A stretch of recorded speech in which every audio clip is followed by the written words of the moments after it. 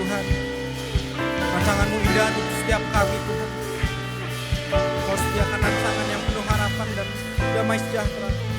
Hari ini kami mau datang kepadamu Tuhan.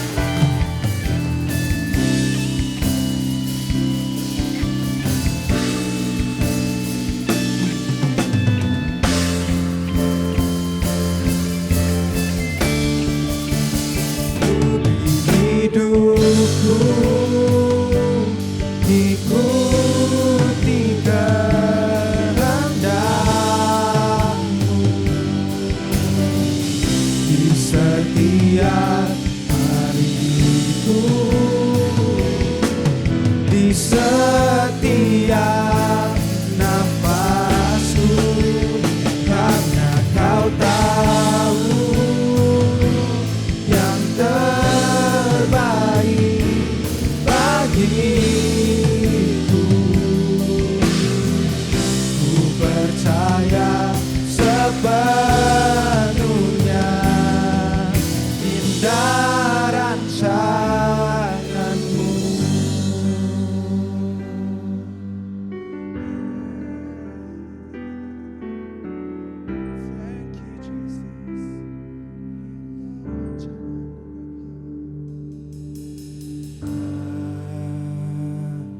Padamu ku rendahkan hati ini, kembali dekat kasih-Mu.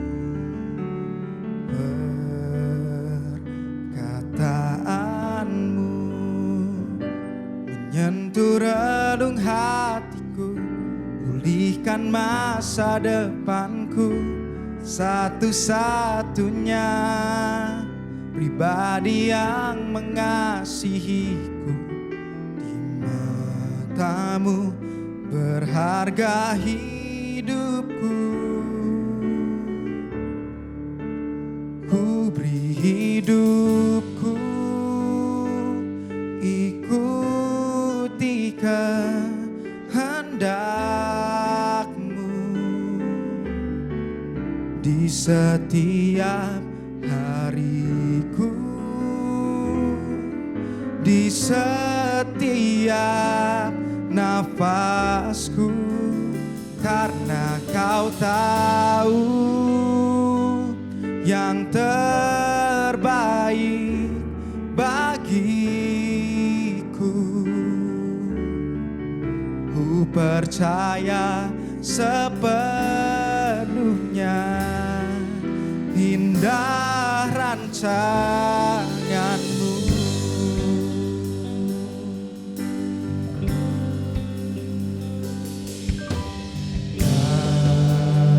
Datang padamu, ku rendahkan hati ini, kembali dekat kasih-Mu. Perkataan-Mu menyentuh relung hatiku, pulihkan masa depanku, satu-satunya pribadi yang mengasihiku. Di mata-Mu berharga hidupku, satu-satunya pribadi yang mengasihiku. Di mata-Mu berharga hidupku. Ku beri hidupku ikuti kehendak-Mu di setiap hariku, di setiap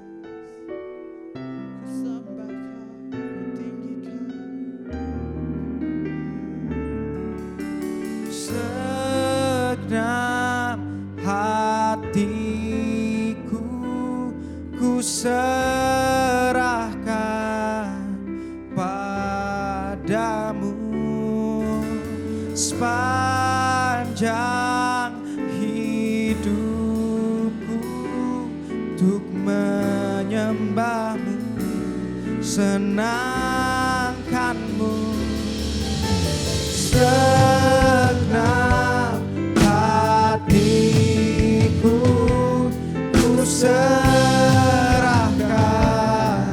padamu. Sepanjang hidupku untuk menyembahmu, senangkanmu.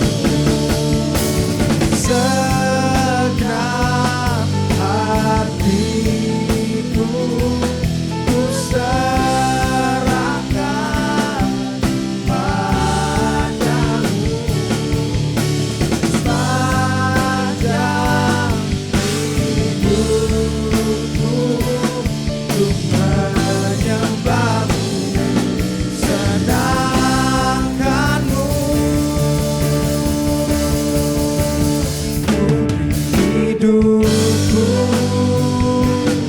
ikuti kehendakmu di setiap hariku, di setiap nafasku, karena kau tahu yang terbaik bagiku.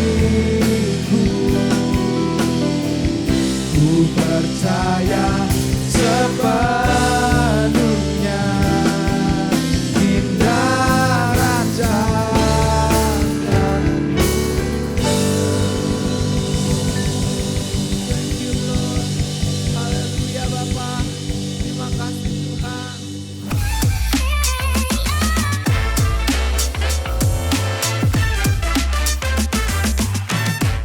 Hello students, welcome back to Radiance Online Student Service. Gimana kabar teman-teman semua? Saya harap kalau teman-teman lagi ujian atau baru selesai ujian lagi capek-capeknya, semoga hari ini jadi refreshment buat teman-teman dengan mendengar firman Tuhan. Sedikit fun fact, hari ini tanggal 12 Oktober dan hari Minggu 13 Oktober itu 80 hari dan 79 hari menuju tahun 2025 loh.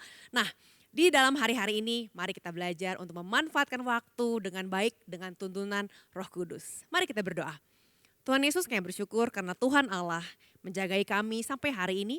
Dan kami minta Tuhan yang tuntun kami, ajari kami beroleh hati yang bijaksana agar kami mampu menghitung hari-hari kami dengan sedemikian rupa. Minta Roh Kudus yang tuntun kami, penuhi hidup kami sehingga kami mengambil keputusan yang tepat. Ajari kami Roh Kudus untuk menjadi semakin hari semakin serupa dengan Engkau. Dalam nama Yesus kami berdoa, amin. Teman-teman, siapa yang gak kenal sih sama istilah PR? Siapa yang senang dapat PR? Wah, kayaknya gak ada ya. Kalau bisa jangan ada PR. Atau bahasa keren hari ini ada HW, homework. Namanya homework dikerjakan di home ya, di rumah. Nah teman-teman, kita mulai mengenal istilah homework atau PR, pekerjaan rumah. Biasanya waktu mulai sekolah. Pas TK mulai bawa PR, atau mungkin ada yang, Kak saya nggak pernah ada PR karena semuanya diselesaikan di sekolah, bisa jadi. Atau kamu dapat PR waktu SMP, waktu SMA, atau nanti pas kuliah teman-teman ada tugas. Nah teman-teman, ternyata kenyataannya sampai nanti pun di dunia kerja kita akan terus menghadapi yang namanya tugas.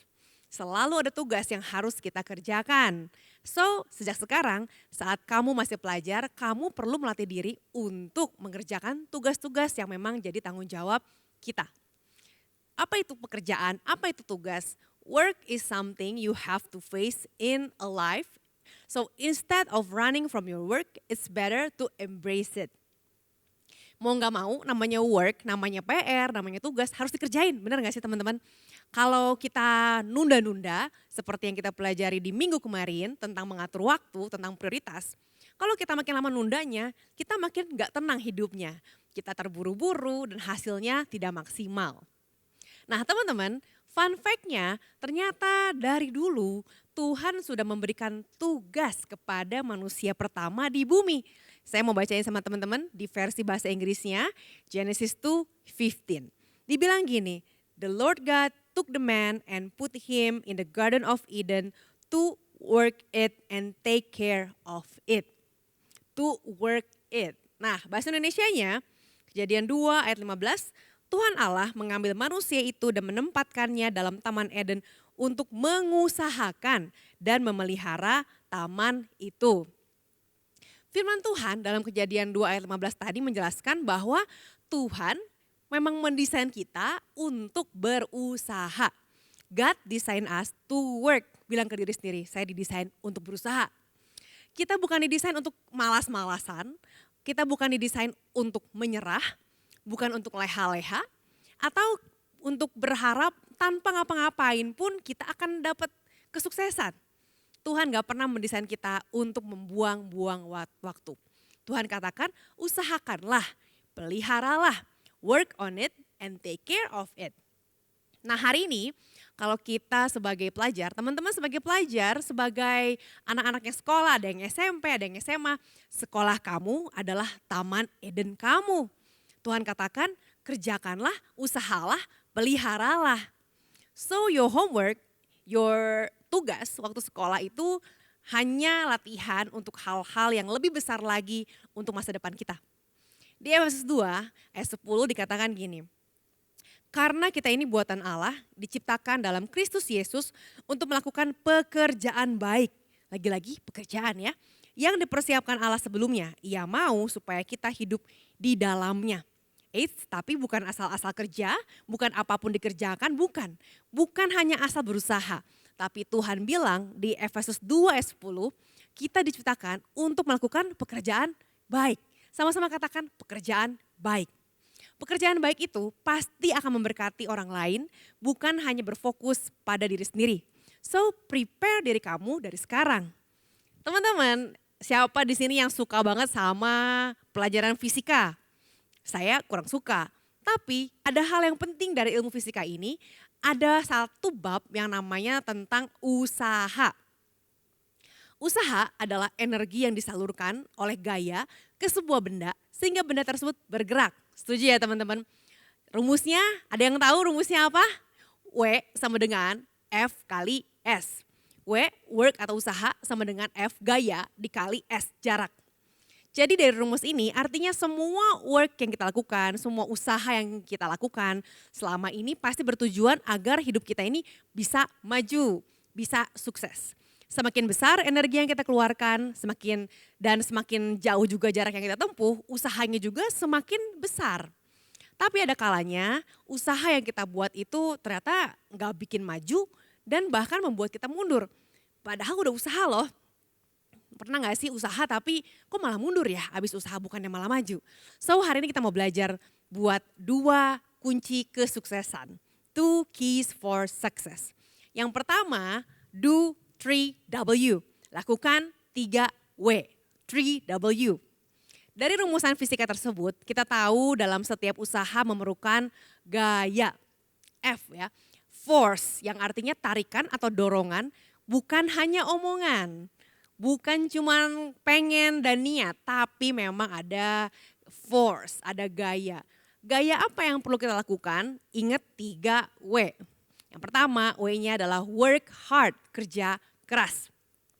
Kerja keras adalah usaha yang dilakukan dengan sungguh-sungguh tanpa kenal lelah, tanpa menyerah hingga mencapai target yang sudah ditentukan. Apa target kamu? Apa mimpi kamu? Apa visi kamu? Saya ingin nilai bagus. Saya ingin masuk kampus idaman, kampus impian dengan beasiswa. Saya ingin menang kejuaraan. Saya ingin mulai bisnis kecil-kecilan dari sejak saya sekolah. Saya pengen nantinya punya perusahaan sendiri, jadi bisa mempekerjakan banyak orang, memberkati banyak orang. Saya pengen nanti sambil kuliah bisa tetap melayani. Saya pengen belajar memimpin. Ada banyak tujuan-tujuan dan yang kamu harus lakukan adalah work hard, kerja keras. Kerja keraslah teman-teman. Kata Ralph Lauren, ada satu quote dia bilang, a lot of hard work is hidden behind nice things. Kalau kamu lihat ada banyak hal yang nice, bangunan yang keren, ada organisasi yang keren, ada orang yang hebat banget. Di balik semua kekerenan dan keindahan, ada kerja keras. Teman-teman, yang menyebabkan ada benda bisa bergerak, terus ada friction yang menghambat gaya itu maju atau bisa berhenti, itu adalah si friction tadi teman-teman. Musuh dari kerja keras adalah distraction. Hari ini apa yang menjadi distraction kamu untuk maju? Kemageran, kemalasan, Netflix, games, TikTok, banyak alasan, kesibukan, dan hal-hal lain, gak ada uang, aku sendirian, gak ada temen, ada begitu banyak yang bisa membuat kita terhambat. Teman-teman, yang menghambat si kerja keras ini biasanya bukanlah keadaan dari luar, tapi dari dalam diri kita sendiri. Ada sebuah cerita, ada satu orang, seorang anak yang lahir bukan dari keluarga yang kaya. Jadi untuk kuliah adalah hal yang luar biasa mewah buat anak ini. Tiap bulan panggilan, dia pasti dipanggil ke ruang TU untuk ditagih bayaran uang sekolah. Karena dia belum bayar uang sekolah, jangankan uang sekolah. Bahkan untuk memakai kaos kaki yang gak melar aja udah sebuah kebahagiaan. Jadi dari SMP anak ini sangat ingin meneruskan kuliah sampai suatu saat datang ke wisuda kakaknya yang masih SMA. Dan di situ dia melihat, wah ada kakaknya punya teman dapat beasiswa 100% untuk masuk ke salah satu kampus Kristen di Bandung. Dari situ anak ini bertekad, saya harus masuk ke sekolah ini supaya saya dapat beasiswa ke kampus itu. Dengan catatan harus juara umum 1 selama 3 tahun. Dengan anugerah Tuhan, anak ini mendapatkannya. Dia mendapatkan setiap tahun juara 1, bukan juara kelas tapi juara umum. Tetapi setelah masuk ke dalam kampus Kristen ini dengan beasiswa gratis, ada biaya lain yang harus dia hadapi. Yaitu biaya SKS dan biaya pembangunan. Lalu dia mengejar beasiswa lagi. Dan tentu saja mencari tambahan dengan cara memberikan pelajaran-pelajaran kepada anak-anak SD, anak-anak SMP supaya dapat uang tambahan. Pada saat itu anak ini sibuk kuliah, dia juga sibuk untuk melayani sebagai leader di Grabs. Dia juga mengajar, dia juga datang ke beberapa cell group di beberapa tempat. Dia juga harus mengajar untuk mendapatkan uang tambahan. Kemana-mana tentu saja dia tidak ada kendaraan, dia harus naik kendaraan umum. Dan akhirnya dia cuma hanya berpikir, pokoknya saya harus kuliah, saya harus selesai kuliah menjadi sarjana. Dan pasti Tuhan akan berkati dan menolong. Dan terbukti Tuhan memberkati, Tuhan menolong. Sampai akhirnya anak ini lulus cum laude. Dia lulus dengan IPK terbesar kedua di seluruh angkatan. Nah teman-teman, tidak ada yang namanya mustahil. Yang ada adalah mau kerja keras atau enggak. So di titik manapun kamu sekarang, mungkin aduh kemarin saya naik kelas pas-pasan nih nilainya. Semester kemarin nilai saya jatuh nih, banyak ngalamin kegagalan, banyak ngalamin ketidakmungkinan. Aduh dengan nilai gua di kelas 10, gak mungkin deh saya bisa jalur rapot masuk ke kampus ini. Teman-teman ayo bangkit lagi dan berjuang lagi bersama dengan Tuhan. Work hard. Because you are the victor, not the victim. Nah W yang kedua adalah work smart. Untuk work smart teman-teman, kalau teman-teman tahu ada yang namanya sebuah tripod. Tripod itu untuk membuat ada kamera berdiri. Jadi tripod itu menopang supaya kamera ini bisa berdiri dengan kokoh, dengan tegak. Tripod punya 3 kaki. Nah salah satu value dari pelayanan pelajar dan mahasiswa adalah education excellence. Education excellence dilambangkan dengan kaki tripod yang ada 3 ini adalah sebuah prinsip dalam pelayanan youth di GKPB yang kami terapkan sudah sejak 25 tahun dan memberkati banyak orang. Teman-teman, dalam kaki tripod ini kita melihat ada keseimbangan, sama-sama katakan keseimbangan. Memiliki keseimbangan antara relasi dengan keluarga, relasi dengan teman, pelajaran di sekolah atau di kampus dan juga pelayanan di gereja menjadi tujuan dari education excellence. Tentu saja ini bukan soal prioritas ya teman-teman. Bukan berarti lebih penting pelayanan, oh sama prioritasnya pelayanan sama keluarga. Bukan teman-teman. Tentu saja kita tahu bahwa kita harus mengutamakan keluarga. Dan tentu saja kita harus mengutamakan Tuhan. Tetapi dalam pelaksanaannya bagaimana cara kita melakukan prioritas yang ada. Tentu dengan menjaga keseimbangan antara hal-hal tersebut. Seperti sebuah tripod, kalau salah satu kaki tripod gak seimbang, maka tripod tidak dapat menahan beban di atasnya. Alhasil tripod akan jatuh. Jadi ini bukan prioritas, tapi masalah keseimbangan. Hal tersebut sama juga dengan kehidupan kalian para pelajar. Teman-teman perlu menjaga keseimbangan antara 3 aspek tersebut agar setiap kalian bisa bertumbuh dengan kokoh. So, work smart. Gak ada yang saya mah hanya mau belajar aja. Atau saya hanya ingin ini aja. Tapi jaga keseimbangan antara tiga hal tersebut, tetap melayani, excellent di dalam sekolah, dan juga dalam relasi bersama dengan teman, tentu saja dengan Tuhan, dengan keluarga. Bukan prioritas tapi keseimbangan. Jadi pengelola yang baik itu adalah seorang yang terus belajar untuk work smart. Hari ini apa yang Tuhan percayakan sama kamu? Tuhan percayakan kamu bisa sekolah di sekolah yang kamu lagi jalani sekarang. Tuhan percayakan keluarga, Tuhan percayakan pelayanan. Atau bahkan Tuhan sedang percayakan ada bisnis kecil-kecilan yang sedang kamu lakukan bersama orang tua kamu mungkin, bersama dengan teman kamu mungkin. Atur waktu kamu dan tenaga kamu dengan wise. Jangan berhenti buat belajar, jangan pakai mental asal-asalan. Nah, selain itu, selain kerja dengan semaksimal kita bisa, terus lakukan evaluasi dari setiap kegagalan yang ada. Kalau ada keberhasilan pun dievaluasi apa ya yang menyebabkan saya berhasil supaya bisa dilanjutkan. Dan yang bikin saya gagal supaya saya hentikan. Cari bantuan, cari komunitas yang benar, cari teman yang sama-sama ikut maju, teman-teman yang ikut mendorong supaya force-nya makin besar dan kamu bisa melangkah semakin jauh. Teman-teman, seperti yang kita tahu, always do important things than impressive things. Yang ketiga, work consistently. Jadi yang pertama, work hard, yang kedua work smart, dan yang ketiga work consistently. Teman-teman, konsisten adalah kunci. Discipline is the bridge between goals and accomplishment, kata John Rohn. Nah, teman-teman, kita harus bangun habit dengan konsisten. Bangun kebiasaan untuk belajar. Ada yang bilang, Kak saya belajar H-1 atau H-3 jam. Ujian jam 7, belajar jam 4 pagi. Teman-teman bangun habit belajar dari jauh-jauh hari. Bangun habit untuk membagi waktu dengan tepat seperti yang kita pelajari di minggu lalu. Bangun habit untuk menyembah Tuhan, membaca firman Tuhan. Dan habit untuk melayani. Karena yang namanya pelayanan, melayani Tuhan itu tidak terbatas waktu atau umur. Itu adalah hal yang akan kita lakukan seterusnya sampai kita kembali ke rumah Tuhan. Melakukan 3W ini tidak mudah, tapi juga tidak mustahil. Saya yakin ketika kamu ada dalam komunitas yang tepat, yang mau membawa kamu untuk maju, pasti kamu bisa. Nah yang kedua, key of sukses yang kedua adalah make a goal. Kalau tadi kita sudah membahas F, force, gaya, apa aja sih yang harus dikerjakan agar berhasil. Nah jangan lupa unsur S-nya. S ini yang menentukan jarak dan arah hidup kita. Tentukan goal kamu apa yang kamu pengen capai. Di 1 Korintus 9 ayat 26 dikatakan, sebab itu aku tidak berlari tanpa tujuan dan aku bukan petinju yang sembarangan saja memukul.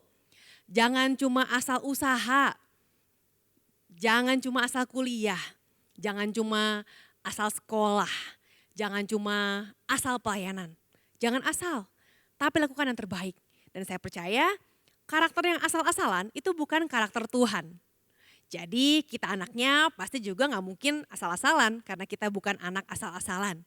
Nah goal kamu akan menentukan usaha-usaha apa aja yang diperlukan agar kita bisa sampai pada goal itu. Goal adalah bensin agar kita terus maju dengan semangat. Mau sebagus apapun mobilnya, kalau gak ada bensinnya ya gak akan jalan. Selagi ini awal dari semester 1, baru jalan 3 bulan nih teman-teman. Masih ada waktu ya untuk kamu mencapai yang lebih baik lagi. Gak ada salahnya buat kamu menetapkan target ulang. Apa aja ya teman-teman yang jadi goal kamu? Oh saya ingin dapat beasiswa di SMA nanti. Atau saya ingin mempersiapkan agar bisa dapat beasiswa di kuliah S1 nanti. Saya pengen dapat beasiswa LPDP atau segala hal yang kamu inginkan. Saya ingin di pelayanan bisa menjadi trainer. Saya ingin menjadi pemimpin yang baik, yang mengasihi orang. Teman-teman, apa goal kamu? Tentukan. Kolose 3:23 mengatakan apapun juga yang kamu perbuat, perbuatlah dengan segenap hatimu seperti untuk Tuhan dan bukan untuk manusia. Saya mau tantang teman-teman pelajar, maukah kamu melakukan yang terbaik untuk Tuhan dan bukan untuk manusia? Dan kalau ada teman-teman yang belum pernah menerima Tuhan Yesus Kristus sebagai Tuhan dan Juru Selamat, ini waktunya. Karena waktu kamu mengenal siapa Tuhanmu, waktu kamu mengenal siapa Yesus, maka hidupmu akan berubah. Mari kita berdoa. Tuhan Yesus, kami datang padamu, kami bersyukur karena Engkau ada untuk setiap kami. Dan saat ini Tuhan, kami berdoa agar Tuhan menyentuh hati setiap teman-teman yang mendengarkan khotbah hari ini, yang sedang beribadah hari ini. Aku berdoa Tuhan, biar setiap hati yang rindu untuk mengenal Tuhan, hari ini mereka mengalami perjumpaan pribadi, dan hari ini juga mereka berpindah dari kerajaan kegelapan kepada kerajaan terang. Mengenal Yesus dalam kehidupan mereka. Aku juga berdoa Tuhan, biar hari ini juga setiap kami menyerahkan waktu kami, ajar kami Tuhan untuk menghitung hari-hari kami sedemikian rupa, dan agar kami punya goal yang sungguh-sungguh menyenangkan hati Tuhan. Kami siap berjalan, kami siap berlari, mengarah kepada tujuan yang Tuhan sudah sediakan untuk setiap kami. Dan saat ini jemaat Allah, mari angkatlah tanganmu, mari kita akhiri ibadah kita dan menerima berkat Tuhan. Bapak, kami bersyukur untuk berkat-Mu sepanjang minggu ini. Hari ini kami datang pada Tuhan untuk menerima berkat yang daripada Allah. Jemaat Allah, terimalah berkat dalam nama Bapa, Putra, dan Roh Kudus. Berkat Allah yang menjadikan engkau berhasil, menjadikan engkau terus maju dan tidak turun, terus diberkati dalam setiap langkah-langkahmu, selama hatimu mengasihi Tuhan dan melakukan segala sesuatu untuk kemuliaan nama Tuhan. Terimalah berkat Tuhan, di dalam nama Tuhan Yesus. Semua yang sudah terima berkat Tuhan sama-sama kita katakan, amin. Teman-teman, kalau teman-teman mau sharing sesuatu, minta didoakan, kamu bisa scan QR code di bawah ini. Ada pendoa yang siap untuk mendoakan kalian. So happy weekend, God bless you.